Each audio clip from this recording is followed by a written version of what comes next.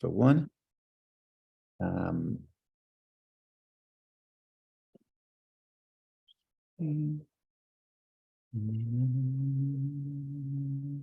Okay, ladies and gentlemen, Baha'alotcha, third portion of the book of Numbers. And here we go. The name of the parsha, Baha'alotcha, means when you ascend, and it is found in Numbers 8:2. Aaron is commanded to raise light in the lamps of the menorah, and the tribe of Levi is initiated into the service in the sanctuary. Okay, that's the opening of the parsha. A second Passover is instituted in response to the petition, why should we be deprived by a group of Jews who were unable to bring the Passover offering in its appointed time because they were ritually impure? In other words, the story is it's the first anniversary of the Exodus. So everybody knows Passover, you have to go to a Seder. Okay, so it's the first Seder. Could you imagine the first anniversary of the Exodus? And there are people who cannot celebrate Passover because to celebrate Passover in those days, you brought the Passover offering. One of the requirements of the Passover offering is that one has to be ritually pure. Now, there were people who were ritually impure. So they complain to Moses and they say, why should we lose out? In fact, God instructs Moses on the procedure for Israel's. So therefore, God institutes the second Passover, that if you could not offer the Passover offering the first Passover, you can do it 30 days later, exactly 1 month later, and that's called the second Passover. In any case, we continue. God instructs Moses on the procedure for Israel's journeys and encampments in the desert, and the people journey in formation from Mount Sinai, where they had been camped for nearly a year. So the Jewish people arrived at Sinai 1 year before, almost a year minus 10 days. And now they're finally ready to go to Israel. And the plan was that they would go to Israel. It would just take a few-day journey. But because of the complaints that start this week and accelerate next week, they would delay for 40 years. But right now, people are very optimistic that we're headed toward Israel. The people are dissatisfied. The complaints begin. People are dissatisfied with their bread from heaven, the manna, and demand that Moses supply them with meat. Moses appoints 70 elders to whom he imparts of his spirit to assist him in the burden of governing the people. This is does not do justice to the story. We will have to read the story inside. Fascinating story, very emotional and powerful. Moshe is very terribly hurt. You want to figure out why that is. But in any case, Moses now gets 70 people to help him. The final episode of the Parsha is Miriam speaks negatively of Moses and is punished with leprosy. Moses prays for her healing, and the entire community waits 7 days for her recovery. So this is just a very broad outline of the Parsha. A lot more to say. We're going to do our little journey here. We're not going to cover everything, but we want to think about a few of the stories and episodes and try to drill a little deeper and figure out what's the deeper, what's behind the scenes? What is the deeper element of the story? And hopefully maybe also how it applies to us. Okay, fine. So we begin the journey. We begin the journey with the opening statement of the Parsha. I'll open up the Parsha. And the problem with this opening statement is nobody knows what it's doing here. So the opening statement is that God tells Aaron to light the menorah. Beautiful commandment, right? The Lord spoke to Moses saying, speak to Aaron and say to him, when you light the lamps, the 7 lamps shall cast their light toward the face of the menorah. Aaron did so. He lit the lamps toward the face of the menorah, and as the Lord has commanded Moses. Beautiful. And then we have a description. How does the menorah look? Oh, in case you were wondering, verse 4. This was the form of the menorah, hammered work of gold. From its base to its flower, it was hammered work. According to the form that the Lord has shown Moses, so did he construct the menorah.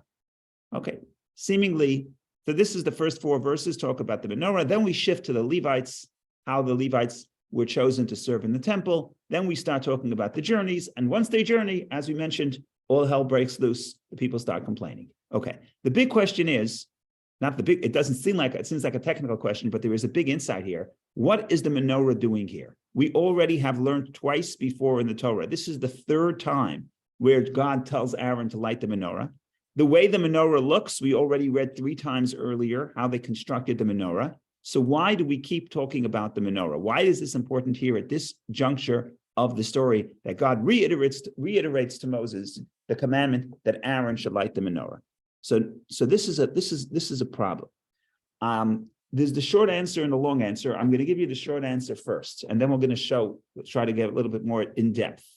But before we get to the short answer, we have to talk about, I spoke about it on Shabbos. I think the showings were there, but this is a very important part of the story. We have to think about this because this helps us understand everything that's going to happen from here to the end of the book, all 40 years.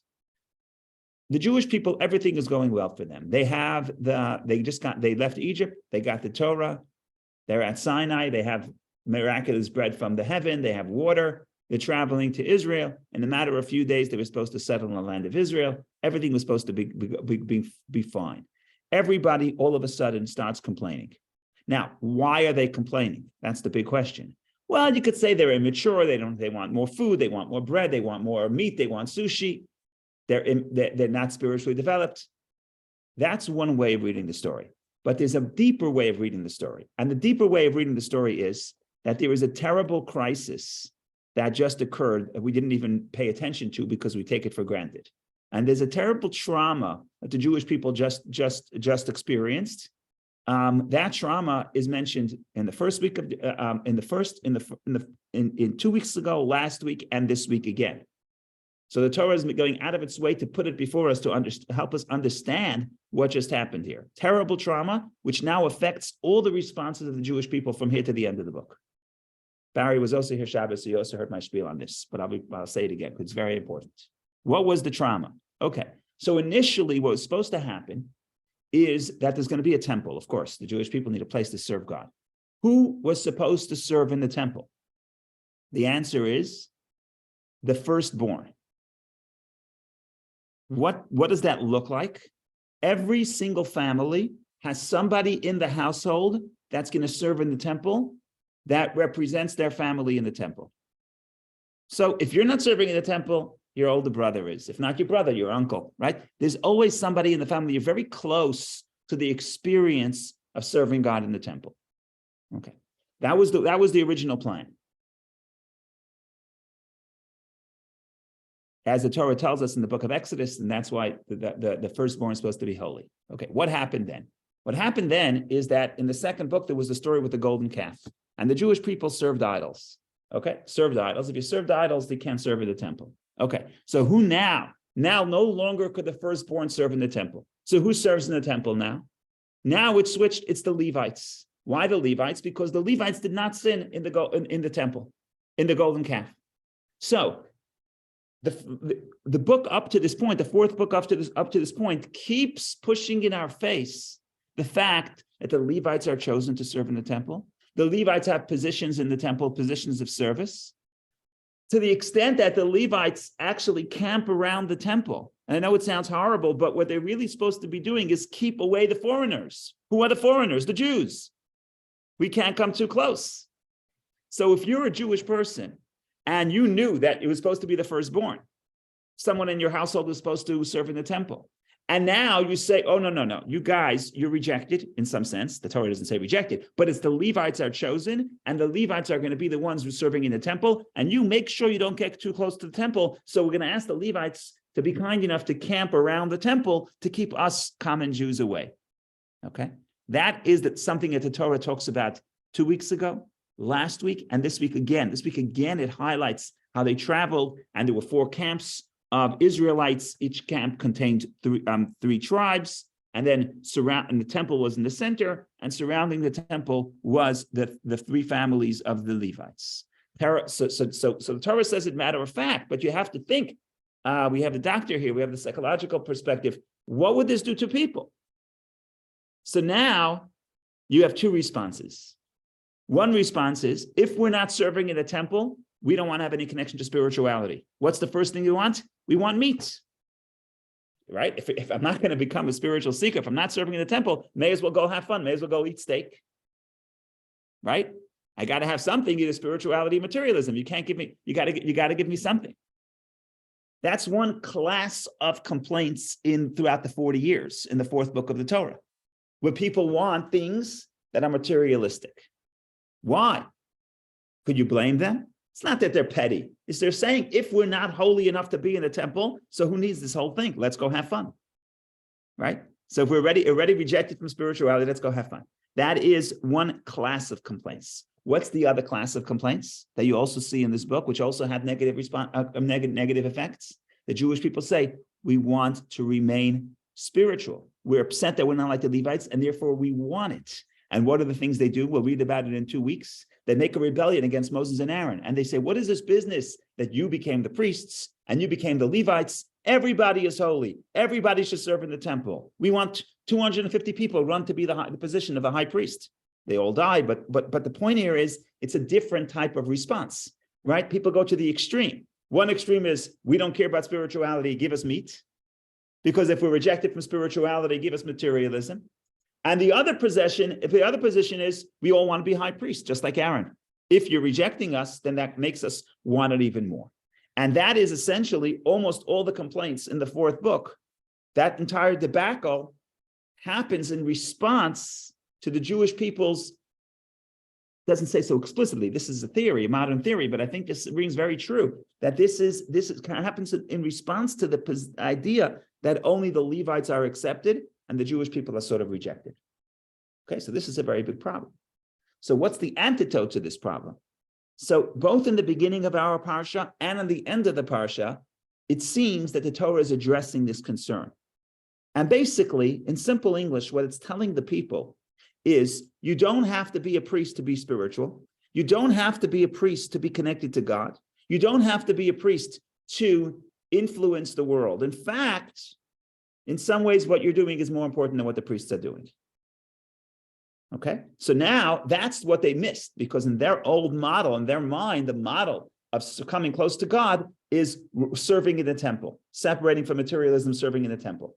Here, there's a new model, the Jewish model. The Jewish model is, yes, there are some people who designate all their time to serve in the temple, and they don't inherit land in Israel, and they don't farm the land. They're exclusively devoted to spirituality, but that's only a minority, and that's not the path for most Jews, and I'm not even sure that's not what God wants for most Jews. Most Jews, what God wants is to bring light to the material, to bring light to the rest of the world. And that story you're going to see both in the beginning of the Parsha and the end of the Parsha. You're going to see the menorah. What does the menorah represent? We can drill down and talk about the menorah and talk about what it's doing here. Menorah is bring light to the world. That's what the menorah is. What's the final episode of the Parsha? The final episode of the Parsha, or second to final episode in the Parsha, it's a sort of a semi-episode. It's not even, didn't make it into the nutshell, but it's a fascinating episode. And what happens over there is that there starts to happen, once we mentioned in the nutshell that Moses was upset because we can get into that story. Moses was upset that people wanted meat. He said, I don't know, I can't give them meat. God says appoint 70 elders.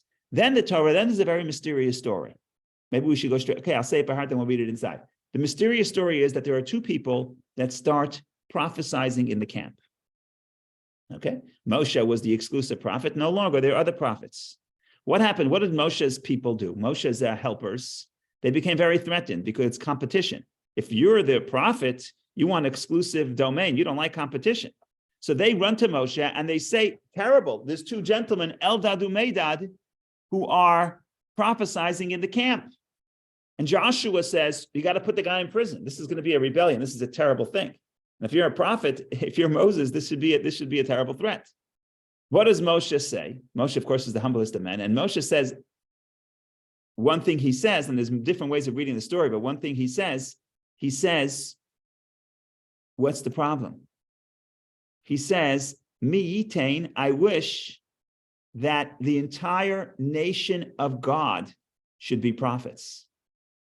Okay? I'm not threatened by 2 prophets. I want 600,000 prophets. Let's read that verse inside. It's super powerful. Okay, so I'm going to read that episode. I'm going to share the screen. Here we go. This is a story. Again, it's part of the story of the meat. I'm not going to read that whole story now. I'm just going to read verse 26 to 29 because 29 is the key. It says verse 26. Now, 2 men remained in the camp. The name of one was Eldad, and the name of the second was Medad. And the Spirit rested upon them. They were among those written, but they did not go out to the tent, but prophesied in the camp. Exactly what this verse is saying is not important for right now. Bottom line is there are 2 people that are away from Moses. They sort of have a breakaway experience and they're prophesying. The lad ran and told Moses, saying, Eldad and Medad are prophesying in the camp. This is a crisis. Call 911. Joshua, son of Nun, Moses' servant from his youth. Later, he's going to also be the successor of Moses. Answered and said, Moses, my master, imprison them. You got to quash the rebellion when it's still fresh. What does Moshe say? Moses said to him, are you zealous for my sake? You trying to help me? If only all the Lord's people were prophets, that the Lord will bestow his spirit upon them. What does Moshe want? What am I here for? What am I working for? What is my goal in life? To make everybody a prophet, to make everybody have the spirit of God upon them. So Moshe's helpers missed the point. They think Moshe is trying to build up his own position of power. Moshe is saying, what do I want? I want everybody to have a spirit of God upon them. I want everybody to be prophets. So what do you see here? You see from here, essentially, both in the beginning of this parsha and the end of the parsha, that what Moshe is saying is you don't have to be a prophet. You don't have to be a prophet to have the spirit of God upon you. You don't have to work in the temple to be a menorah, to have the menorah image. The idea is the mission of bringing the light to the world. And that balance, that we're going to be involved in materialism, but we're coming here to sanctify it, that is a very difficult balance because it's easy to be materialistic, it's easy to be spiritual. It's hard to walk the tightrope. In other words, to do both, to be involved in materialism and influence it. That's a very difficult thing, and it's no wonder that it was difficult for the people to understand that it's even possible. So their perspective was, if I can't serve in the temple, I'm just going to abandon spirituality and ask for meat. And if I want to work in the temple, I'm just going to say, I want to be a Levite. Why only the Levites? I want to serve in the temple. So that is the challenge that they have to go through. In some ways, we have to go through. And the symbolism of the menorah emphasizes that. We can elaborate upon that, or we can go to other stories. We'll see. In the meantime, go ahead, Dr. Tamarin, please. But you have to unmute so we can hear you. My question is this. You've given me a whole different definition of a prophet. I used to think that prophets had something with predicting the future. You're now saying to me, that's not what prophecy is. Prophecy is bringing the Spirit of God into the material world. So help me to define. So let's talk about prophecy. Good question. When we think about prophets, the prophet is someone who's inspired by the word of God. Okay. Now, in the Bible, there are a few prophets, not that many. I think it's 24. I think. And those are the prophets that we think about when we talk about prophets because they're the most prominent and they're recorded in the Bible. And you are right that most of them, their prophet, not all of them, but most of them, their prophecy contained, I don't want to say telling into the future, but almost like warning, saying, if you continue to act immoral, the temple will be destroyed. If you continue to act immoral, the Babylonians will invade, et cetera, et cetera. So yes, for many of them, for some of them, for the most famous ones, an important element of sharing the Spirit of God was to rebuke the people when they veered off from the moral path. And there's some element of predicting the future, because we're not in the business of predicting the future. We're in the business of sort of warning, being a public warning against the downfall of the kingdom if they continue to go in the immoral ways. However, it's clear throughout the Bible that in biblical times, there were thousands of people who were called prophets. They called them Bnei Anavim, the sons of the prophets. And what they would do, you would really think about it. You would think about it today, you'd call it that they're into meditation. They would sit alone, they would play music, and they would try to get inspired. And some people were inspired more, some less. But there was a whole industry, an institution of people who tried to experience prophecy. And prophecy to everybody meant something else, but it's sort of divine inspiration. So for these thousands of people, maybe even sometimes tens of thousands of people, it wasn't a question of, I'm going to know what to do. It was a question of what you would say in Eastern religions, or in Eastern faiths, or in modern terms, you would say getting enlightenment. In other words, feeling connected to God, feeling connected to the Spirit. And that's what we say when we say prophets. It doesn't necessarily mean that God came and told me what's going to happen tomorrow and which stock I should buy and who's going to invade who and where should I, which warfare I should invest in. No, prophecy would mean to feel the Spirit of God within my life. And that doesn't have to be as grand as predicting the future. And for most people, it was not. Now, those individuals are not recorded in the Bible because the Talmud says the only prophecies recorded are the ones that were relevant to the time. If it's an individual inspiration that you feel in your life, there's nothing to write about, right? But that's a very good point that you bring up. And that's expanding the definition of prophecy. But in biblical times, this was common. And Moshe says, I want everybody to be prophets. And he explains, he says what he means, that Hashem should put his spirit upon them. Meaning that they should be inspired. Meaning, even though they're not working in the temple, they're working the field, they're in agriculture, which is very labor intensive, and it makes you connected to the earth as opposed to the heaven, but you can have the Spirit of God upon you even when you're in the earth. And that is something that today, where 3,000 years of Judaism, 3,500 years of Judaism, it's already easy for us. It's easier for us to understand, even though this concept is an anomaly even amongst religions, because most religions is the idea of escaping the materialism and running to spirituality. And Judaism is about sanctifying the material. So even today, it's a little bit hard for us to grapple with and to internalize and get the balance right. At that point, it's not a surprise that the people couldn't understand this model. And therefore, they feel rejected, even though God never intended to reject them. To the contrary, the point is, some people serve in the temple, and some people have in some ways more an important task of influencing the world, right? In some ways, that's more important. But it doesn't necessarily feel as spiritual. But just because it doesn't feel as spiritual, it doesn't mean it's not as spiritual, right? So that is something that the people then did not internalize. They felt rejected. And when you feel rejected, that's what happens. If you're not going to, if God doesn't want me to serve in the temple, so then I may as well have a good time. So I may as well, whatever good time looks like. I don't know what a good time looks like. Back then, it was giving meat. Meat was like the symbol of carnal pleasures. And then you're going to see that all the complaints from here till the end, all the way to the end, and you have all types of complaints and all types of temptation.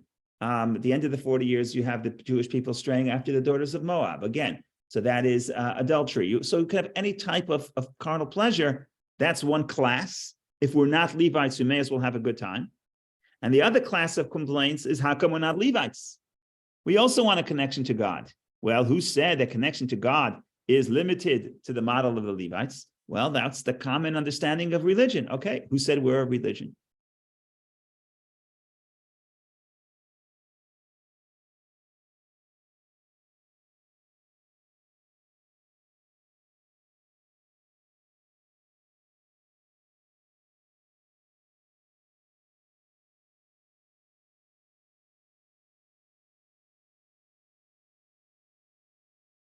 Okay, I want to say one more thing about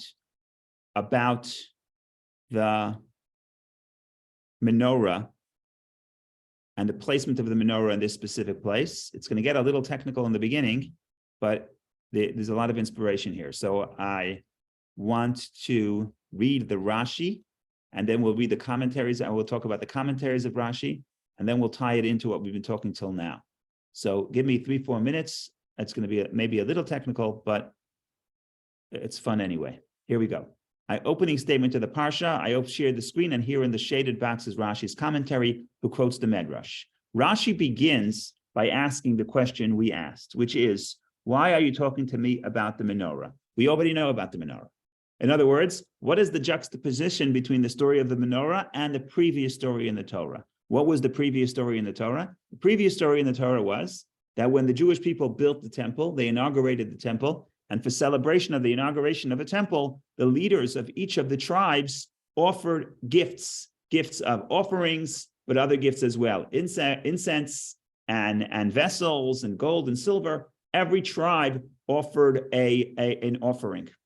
So, says Rashi, when you light, okay? Why is the portion dealing with the menorah juxtaposed to the portion dealing with the chieftains? In other words, the Nesim, the chieftains, the leaders of each tribe who offered the gifts for the inauguration of a temple. For when Aaron saw the dedication offerings of the chieftains, he felt distressed over not joining them in this dedication, neither he nor his tribe. Aaron feels bad. Aaron says, the Levites, they're used to being the ones serving in the temple, and they are serving in the temple, but in a sense, they were not part of this whole big celebration of offering the gifts for the inauguration of a temple. So God said to him, by your life, which is an expression of an oath, God says, I promise, yours is greater than theirs. You feel bad that you weren't part of the inauguration of the temple? Your portion of Aaron, the high priest, is greater than theirs. Why? For you will light and prepare the lamps. You're going to light the menorah. Lighting the menorah is greater than any other offering. And this comes from the Medrash Tanchuma. This comes from Medrash Tanchuma. It's one of the early Medrashim. Okay, beautiful interpretation. We understand why. Basically, the backstory is that once all the chieftains, once all the Nisim, the leaders, bring their offerings, Aaron feels left out. God says, "Don't worry, your portion is greater. Why are you greater? Because you light the menorah." Wonderful Rashi. All the commentaries, Nachmanides and down. Whoops, yeah. They say, what's going on over here? They don't understand this whole conversation. But I'm just going to cut to the chase. And the cut to the chase is like this. If you want to comfort Aaron and say, Aaron, don't worry, your portion is greater than theirs, you can mention anything that Aaron does. Aaron is this high priest in the temple. He does everything in the temple, including offering those offerings that the priests offer. The priests bring it, but who offers it? Aaron. And Aaron lights the menorah, and he does the incense, and he does the service of Yom Kippur. You could have listed 100 things that Aaron does that the chieftains do not do. So why is it that the menorah was chosen? When God says, you have the greatest section because you have the menorah. That's the question of Nachmanides. And Nachmanides is a brilliant answer. Nachmanides says, we're not really talking only about the menorah of the temple. Because if that were what we're talking about, then you could take any other service in the temple. We're talking about which menorah, if anybody wants to chime in. What menorah are we talking about? That the menorah is greater than the service of the temple. What else do you know of a menorah? Hanukkah menorah. The story of Hanukkah is not in the Bible. It's not in the Torah because it's celebrating a later event, celebrating in the second temple. We fought the Greeks and we have the menorah to celebrate that victory. But Rashi said, but Nachmanides says the candles of Hanukkah exist forever. The service in the temple does not. In other words, to offer the offerings in the temple, you have to have a very set of circumstances that are conducive. You have to be in Jerusalem. You have to have the temple. You have to have ritual purity. There's a lot of requirements. The menorah is the spirit of Judaism that you could take anywhere. And it's a beautiful concept because the lighting of the menorah that we do for Hanukkah, I know it's not Hanukkah, but it's good to read about it because we have the menorah here. It actually is almost the exact opposite of the menorah of the temple. For example, the menorah of the temple you light during the day. All the services in the temple you did during the day. The Hanukkah menorah that we light specifically after sunset, specifically at night, right? Because the temple is here. The temple is here to represent the light of God shining in a holy environment. The light of the menorah is that we can take the holiness of God, the light of God, and take it anywhere. We could take it to the diaspora. We could take it outside of the temple, outside Jerusalem. We could take it to a time of darkness, and therefore it will always last. In other words, once you read Nachmanides and what Nachmanides is really saying, again, it's the same point. Before we start talking about the Levites, and before the Levites were actually selected, God mentions the menorah and says that, yes, the temple is important, but the image of the menorah, what we're going to do with the menorah, the Jewish people travel throughout the world, and everybody lights their own menorah in their house, figuratively, figuratively all year, literally maybe just on Hanukkah, but figuratively we do that every day. That's what we're supposed to do. We're supposed to be the candle. That's the image of the Jew. That's the mission statement, to be like the menorah. And in that sense, every Jew is a priest. Every Jew is a prophet. Every Jew has the Spirit of God upon them, and our job is to bring that light to wherever we go. Now we could turn and start talking about the Jewish people traveling through the desert once we have the visual of what we're supposed to be. And I'm going to repeat something that I say all the time from Rabbi Shamshon Nefal Hirsch, and he has this brilliant idea. He talks about the fact that, of course, in Judaism, the Torah says you're not allowed to make any symbols. That differentiates us not only from the pagans, but even from some monotheistic beliefs. We have no symbols for God, nothing, zero. We're not allowed to have any symbols. Okay, so Rabbi Shamshon Nefal Hirsch says, 1 second, but we do have symbols in Judaism. For example, the service in the temple, we have the menorah, we have the ark, we have certain symbols that we consider holy objects, but I thought we don't have any symbols. And his interpretation is very straightforward and simple, but very elegant and beautiful. He says like this, the difference is like this. Other faiths have a symbol, but that symbol represents God. That we cannot do. God is undefined. God is infinite, and any definition or any symbol would be a limitation of God, which is by definition an oxymoron. Okay, so what is the symbol in Judaism? The symbol is not what is God, but the symbol is what we, the people, should become. It's a completely different story. So the menorah is not a symbol for God. God doesn't look like a menorah. The menorah is the symbol for the Jewish people. And you see that all throughout the prophets where actually we read in the Haftarah of this week's parsha where the prophet Zechariah says, I see a menorah, and the prophet says, yeah, that's the Jewish people. 7 branches, 7 different ways of serving God, right? So here the point is, when we talk about the menorah, they're saying this is the mission statement. This is what we're supposed to be. This is what we're supposed to look like.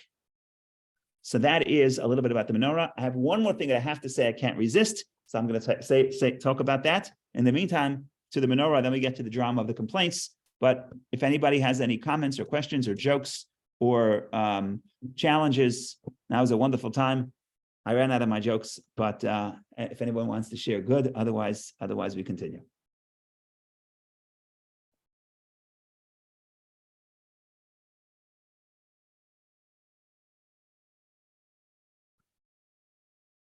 Last week, Rabbi Darren wasn't here, so I had to say the Dvar Torah after the parsha. So after the reading in shul. So how do you make a sermon? I don't know. So Friday night, I didn't have time to prepare. And Friday night, we're sitting at the table. I asked my kids and my wife, I said, I need a good joke related to, I forgot already what I said. What did I say? What was the joke that I ended up saying? Oh, a priest. I said I was going to talk about this concept that the Jews rejected. I said, I need a joke related to either the priest or I forgot already what else the requirements.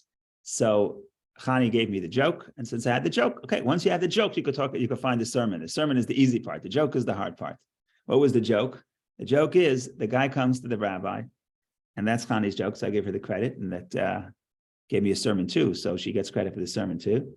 The guy comes to the rabbi, and he says, Rabbi, I need you to make me a Kohen, a priest. So the rabbi says, I wish I can help you. You look like a nice guy. But there's nothing really I can do. I can't make you a Kohen. It's by lineage. It's by birth. I said, it's my life's dream to be a Kohen. I wish I can help you. I can't. This rabbi, I'm going to write a big check to your building campaign.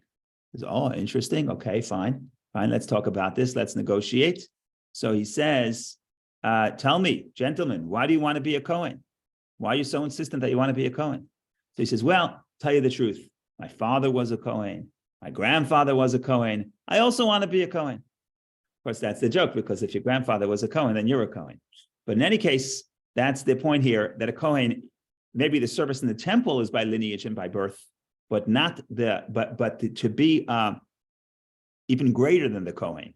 What's greater than the Kohen? The high priest, which is Aaron, who lights the menorah, the symbolism of the menorah.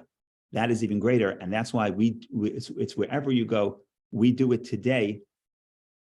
Also, wherever we are, literally, but more importantly, symbolically, figuratively, when we bring the light of the word of God to wherever we're going to be, to wherever we are throughout the world, even if it's outside of Israel and outside Jerusalem and outside the temple. But in some ways, what we're doing is more consequential. Okay. One more word about lighting the menorah. We'll do a little bit of Hebrew grammar. We'll do Rashi, 2 interpretations of Rashi, and then we'll do the Hasidic interpretation of that. So again, maybe in 3 minutes we're going to do 3 layers. So just realize we're moving up and down here. Okay, so I'm just going to share the screen. The problem that we're going to address and Rashi addresses is the term lighting candles. How do you say lighting candles? So in the English, they translate when you light the lamps. Very good, wonderful. The problem is that in Hebrew, it doesn't say light the candles. There's a word, lahadlik, you light Shabbos candles, or when you light the menorah, you say lahadlik ner shel Chanukah, or lahadlik ner. Lahadlik is to light, to kindle. That's not what the Torah says. What does the Torah say? What's the Hebrew? The name of this week's parsha, Beha'alotcha, when you lift up. when you lift up, when you raise the candle. Who raises a candle? Since when is raising a word, a synonym for igniting? That's the problem that Rashi addresses. Rashi offers no less than two answers. And then in a minute, we'll go to the Hasidic interpretation. We'll give the deeper insight into both these interpretations, which makes it practical and beautiful. So here we go. Right, so this is the verse. God, the Lord spoke to Moses, saying, speak to Aaron and say to him, when you light the lamps, literally, baha'alotcha, when you raise the lamps. Why raise the lamps? So we go to the second Rashi. Rashi quotes the Talmud and the Sifri, both the Talmud and the Medrash. When you light, Hebrew baha'alotcha, literally, when you cause to ascend. How is that a synonym for igniting? Says Rashi, since the flame rises, Scripture describes kindling in terms of ascending. He is required to kindle a lamp until the flame rises by itself. When I light the menorah with my kids, sometimes the little ones, they're impatient. So they put the shamish next to the candle and it sort of ignites and they go to the next candle. But by the time they go to the next candle, the first candle does not ignite because you had to stick around long enough. Initially, it looks like it's catching a flame because of your shamish, because of the existing flame. But what has to happen, you got to stick around long enough so that the wick you're trying to light will ignite on its own and be able to go up by itself. So Rashi says, don't just put the fire. The reason why raising is a synonym for igniting, because to ignite, you have to stick around long enough to be able to allow the flame to go up by itself. That's the first interpretation. There's another interpretation. Our sages further expounded from here that there was a step in front of the menorah on which the Kohen stood to prepare the lamps. Very interesting. Baha'alotcha, when you rise, doesn't mean, the first interpretation means the candle rises. The flame on the wick you're trying to light will rise. The second interpretation is the person lighting the menorah has to rise. Why? Because the menorah was relatively tall. There was 3 steps. There was a stool. You had to climb the stool in order to light the menorah. So now we know why ascending is a synonym for igniting, either because you got to stick around until the candle ignites, or because you have to step up a few steps. You have to go up in order to light.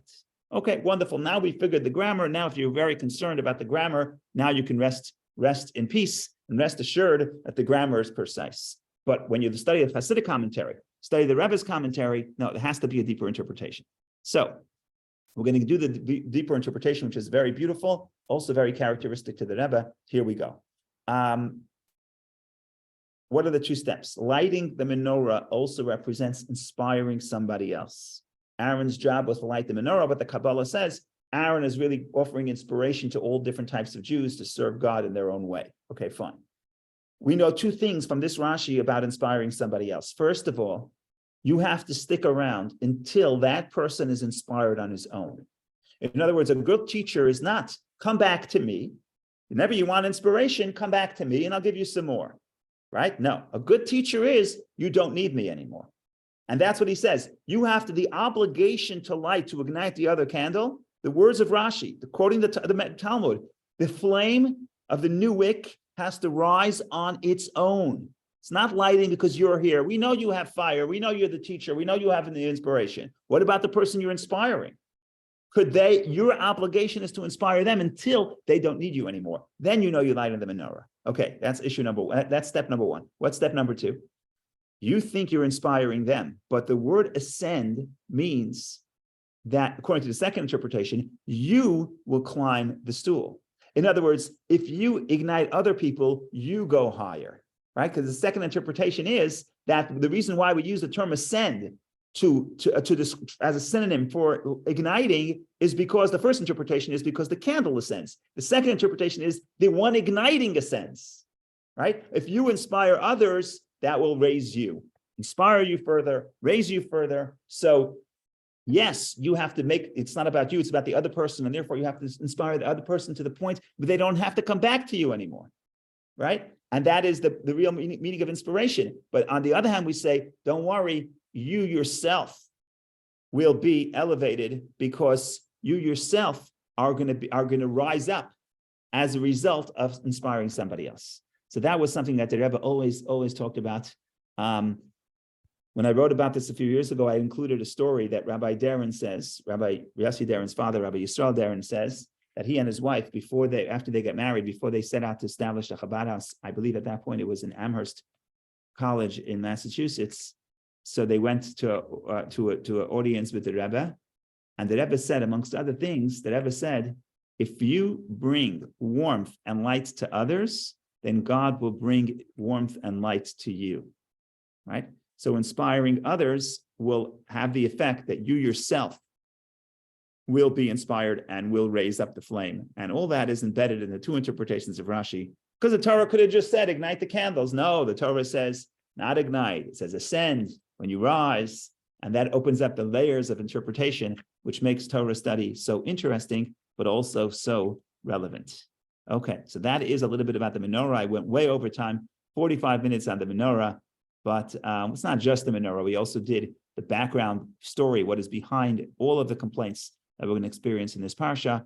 Now, I think we want to go to another story. The only question is what to look for. So let me take a peek here and see what we can look at.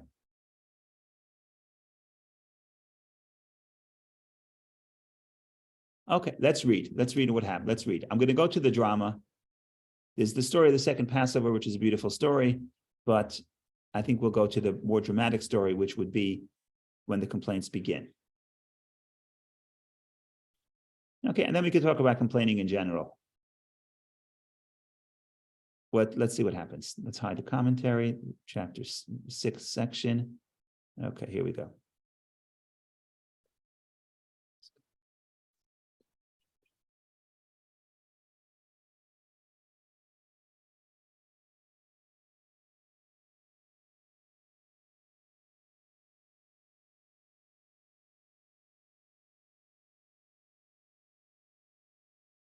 Okay, there's a lot of drama here, so you don't need me to dramatize.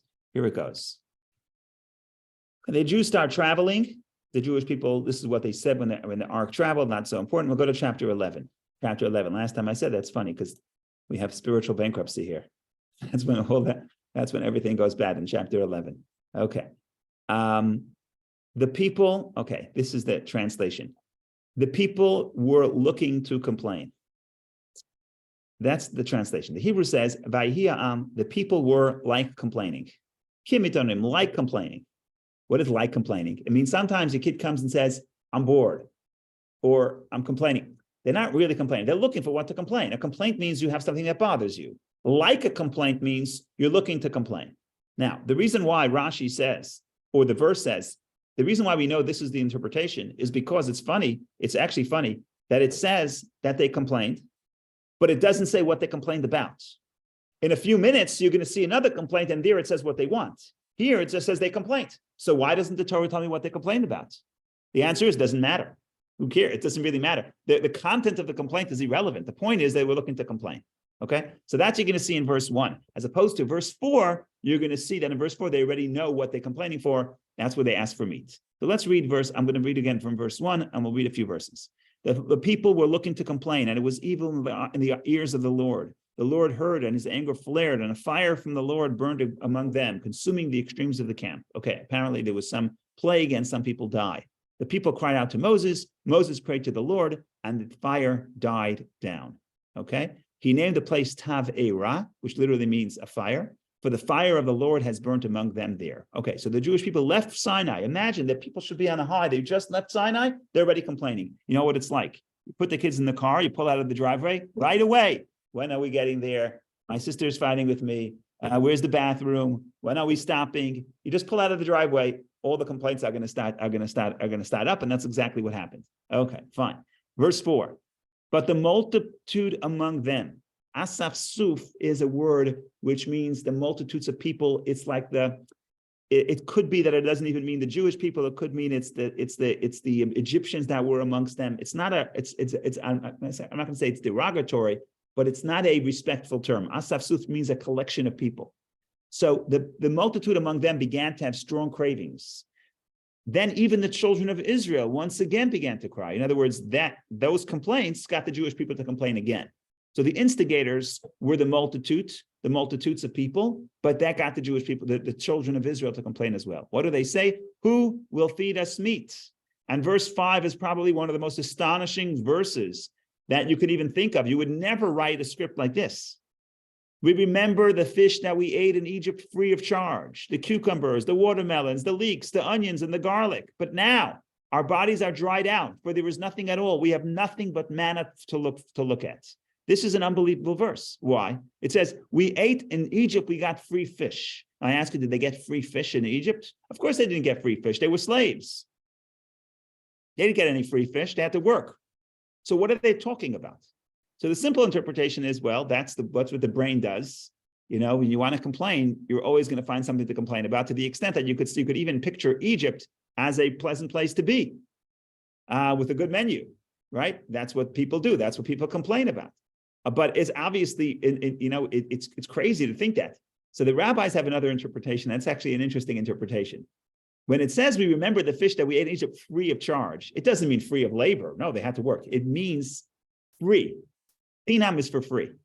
It means free of mitzvot, free of commandments. Yes, we were slaves, but we had no moral obligation. Okay? You come home, do whatever you want. Jewish people, now, God gives us bread, but we're burdened with moral responsibility. That's what we don't want. So now it looks like, and that's why you'll see later Moses was so offended. Why was he so offended? People want meat, so buy the meat. What's the problem? Swipe the credit card, buy meat. What's the problem? Well, Moses, it's an unbelievable part of the story. As you'll see, Moses has a complete breakdown.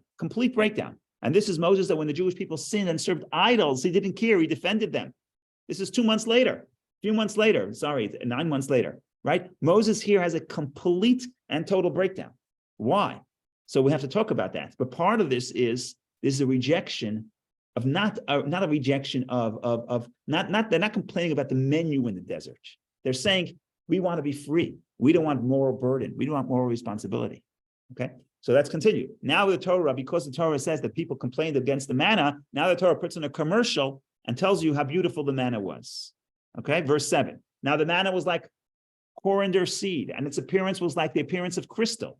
The people walked around and gathered it. Then they ground it in a mill or crushed it in a mortar, cooked in a pot and made it into cakes. It had a taste like the taste of oil cake.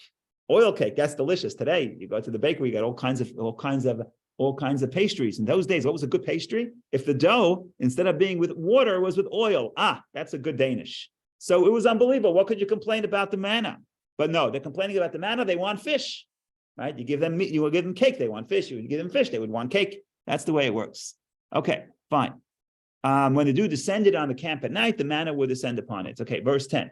Moses heard the people weeping with their families, each one at the entrance of the tent. The Lord became very angry, and Moses considered it evil. Again, the rabbis, when they read the verse, they say that they're looking to interpret this verse, as we saw, that the Jewish people are complaining against the moral restrictions placed upon them at Sinai.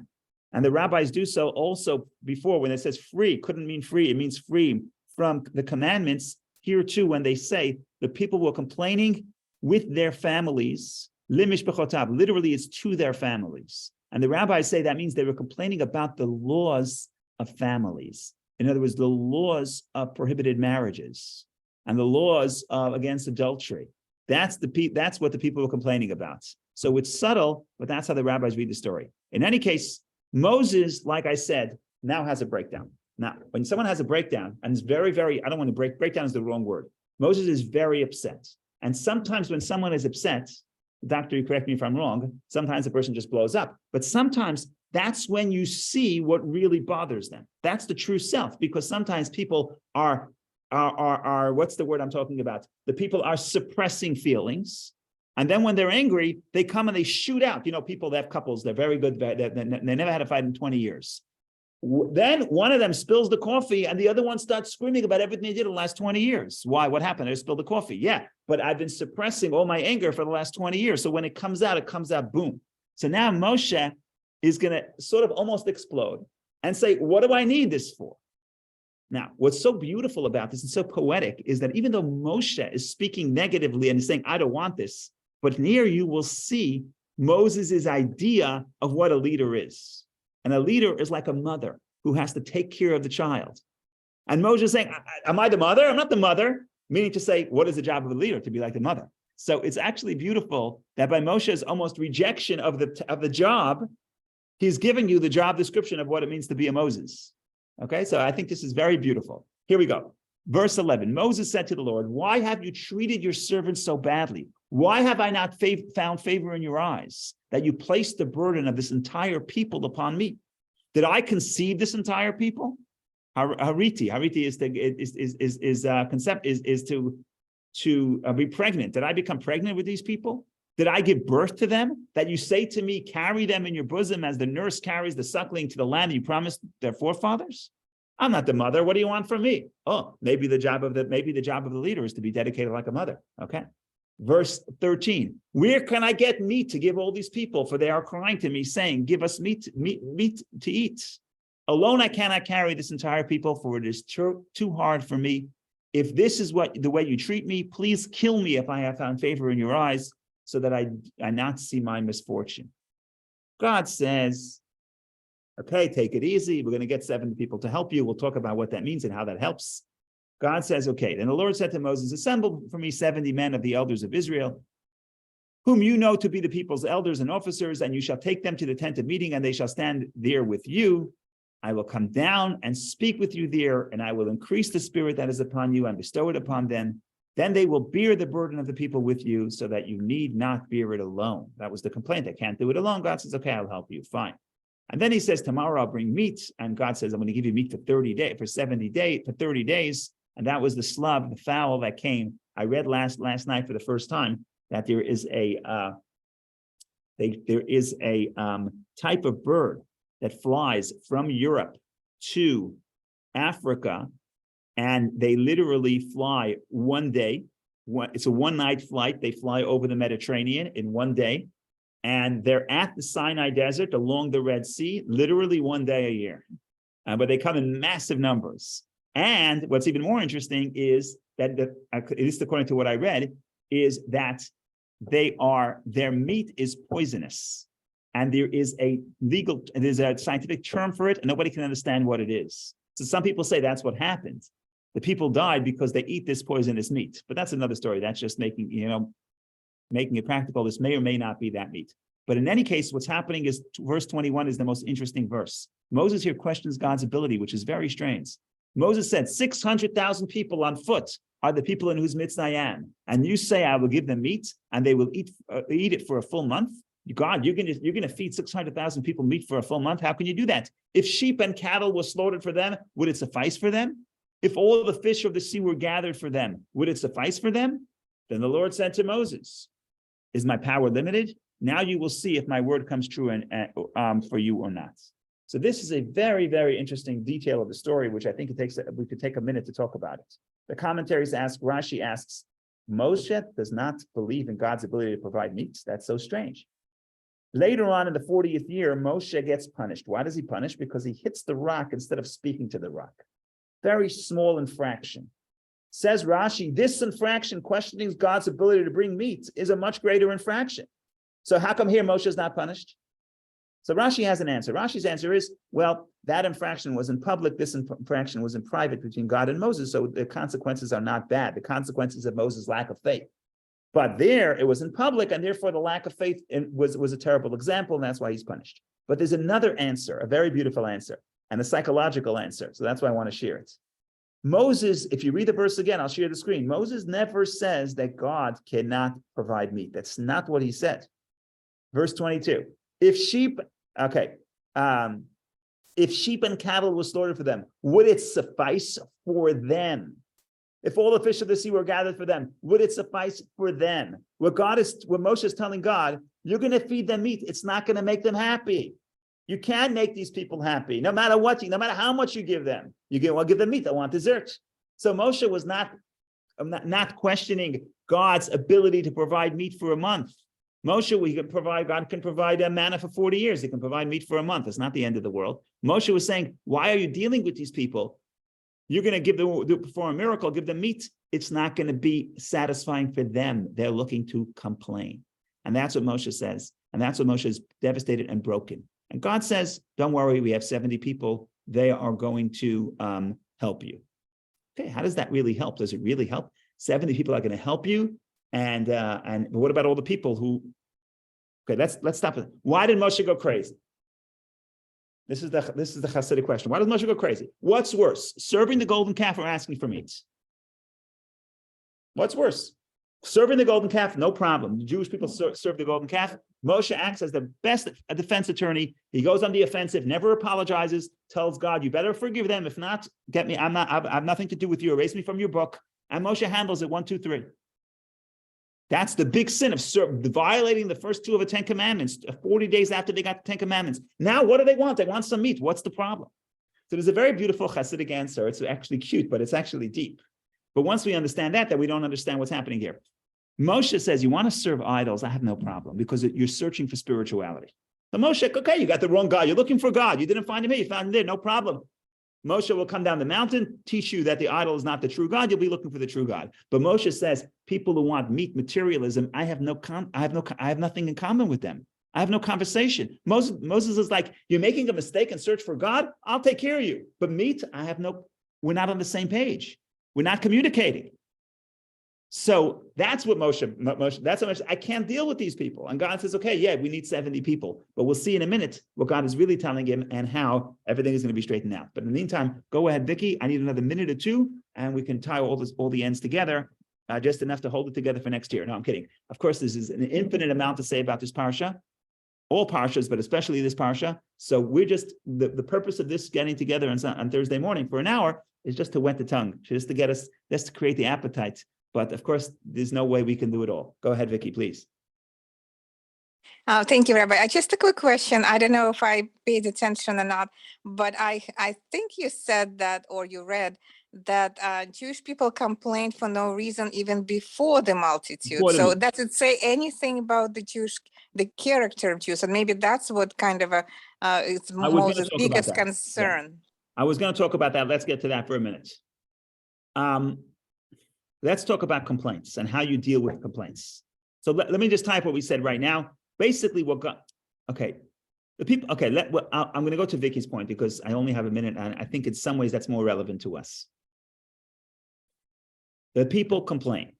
Why do they complain? It doesn't say about something specific. Now, there's going to be other complaints in the Torah, especially next week, where the people don't want to go into Israel. It's too difficult to go and battle, and they're afraid of the battle. And you could look at every complaint in isolation and analyze what the challenge was and how come the Jewish people didn't stand up to the challenge. But then you could look for an overarching theme. And I think that's what we want to do, because that's probably more true, that there was one overarching theme throughout all the complaints. And it also will help us understand how to avoid our own complaining, or the complaining of our children, or whoever else is complaining around us. And again, it ties into the fact that it doesn't really matter what the complaint is about. Complaints come when I don't appreciate and value what I'm doing, or what the mission is, or what the goal is. When I don't value it, then the challenges are hard.